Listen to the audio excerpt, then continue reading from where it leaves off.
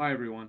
In this video demonstration, I'll be walking you through my data pipeline, which takes a genome as input and then extracts, classifies, and characterizes the different transposable element sequences, or TEs, that it finds. In my workflow, there are three main components.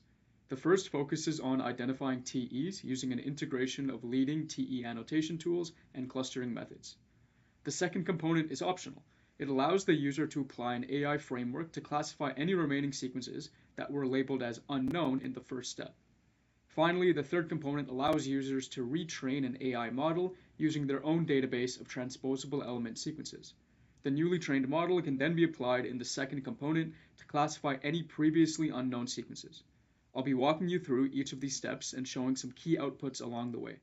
Now, I'll demonstrate this entire process using the salmon louse genome.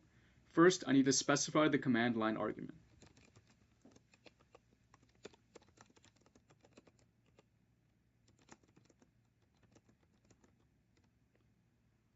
As you can see, this command specifies the main script, passes in the genome file, and includes several additional flags that ensures all intermediate outputs from this process are also saved.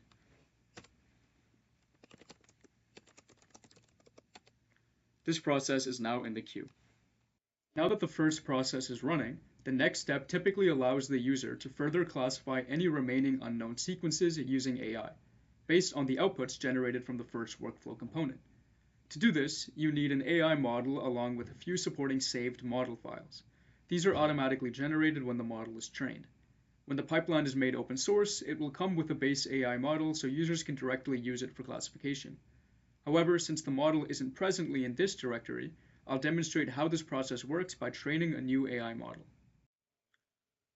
I will be using this dataset of about 24,000 labeled TE sequences taken from gold standard repositories online like RepBase, SignBase, and DFAM.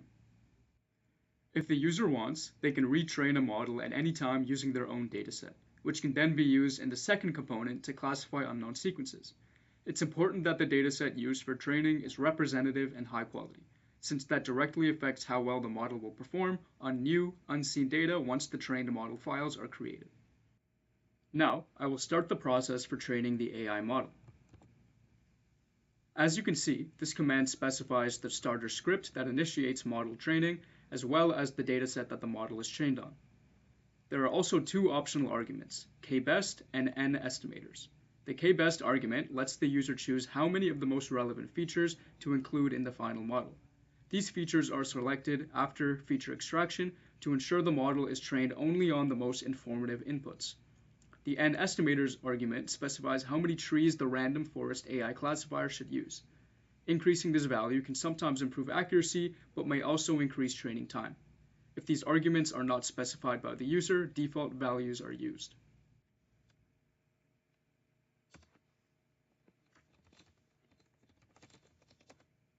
Now this process is in the queue.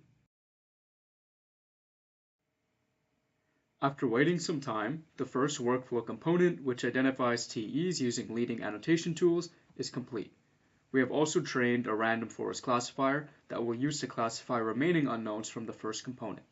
Let's look at the outputs from these processes.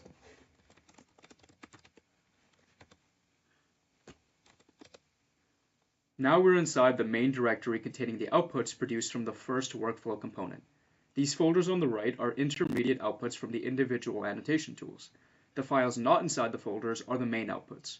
We'll open the complete file, which lists all the TEs found and metadata, then the final CD hit FASTA containing the sequence content for all detected TEs. This complete TE table lists every TE found in the genome. TEs are clustered by similarity, and each cluster has a consensus sequence. Columns include length, genomic location, embedded proteins, and critically, whether a TE remains unknown or was classified via clustering with a known TE. We also report the total count of unknowns and how many were classified via clustering. This is shown at the bottom of the document. This final CD hit FASTA file contains the sequence content for each TE detected.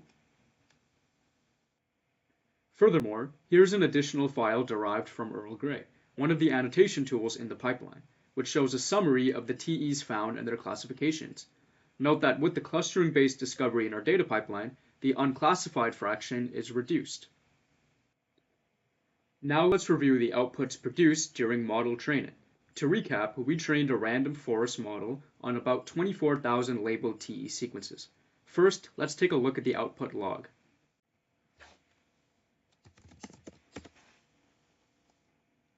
This output log is structured to walk the user through each stage of the data pipeline.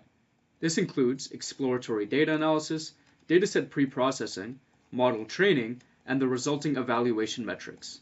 Now, let's take a look at the outputs themselves.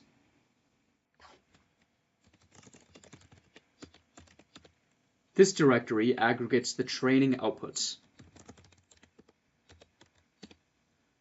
This intermediate dataset files directory contains the intermediate versions of the dataset produced during pre-processing. Model artifact stores the serialized models needed to classify unseen unknowns later. Visualizations contains plots describing data quality and training performance. Let's take a look at some of these visualizations. This plot shows how many sequences in the training set contained ambiguous nucleotides and to what degree.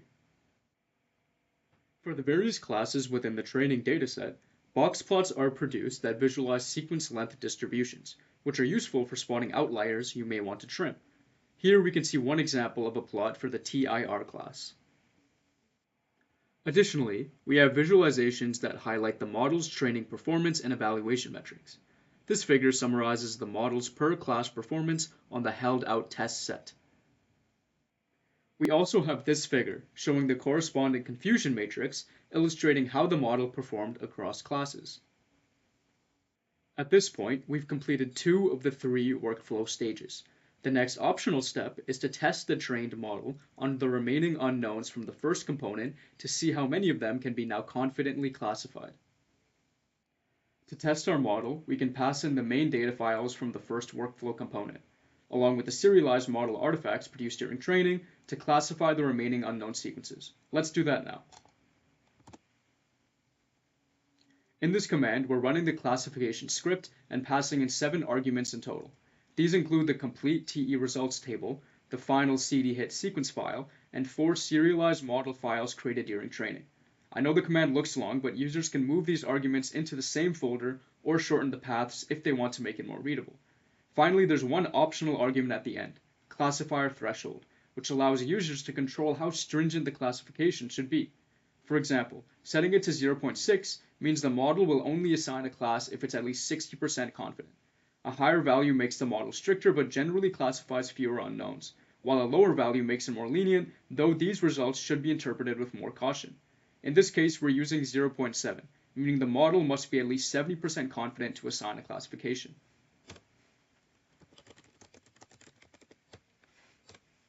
The process is now in the queue. Now that the classification process has finished, we can explore the outputs. First, we'll open the output log.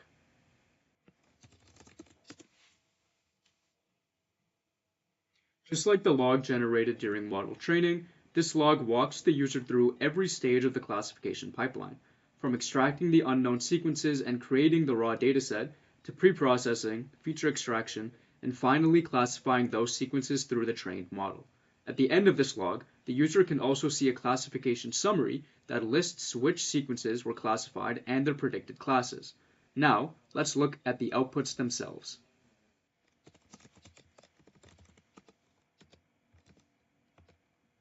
Inside the classification results directory, we have the intermediate data files produced along the way. Next, we have the main classification outputs. This includes a CSV file listing all the previously unknown sequence headers with their predicted classifications, and a visualization that summarizes the distribution of sequences across the predicted classes. Let's open them. Here's the output CSV, showing which sequences were once unknown, but now have proposed classifications. This corresponding plot visually displays how many sequences were classified into each category. This concludes the video demonstration of my data pipeline. We've seen how the pipeline can identify transposable elements within any genome, train a TE model using a labeled TE dataset, and optionally use that trained model to classify remaining unknowns from earlier workflow steps. Thank you for listening.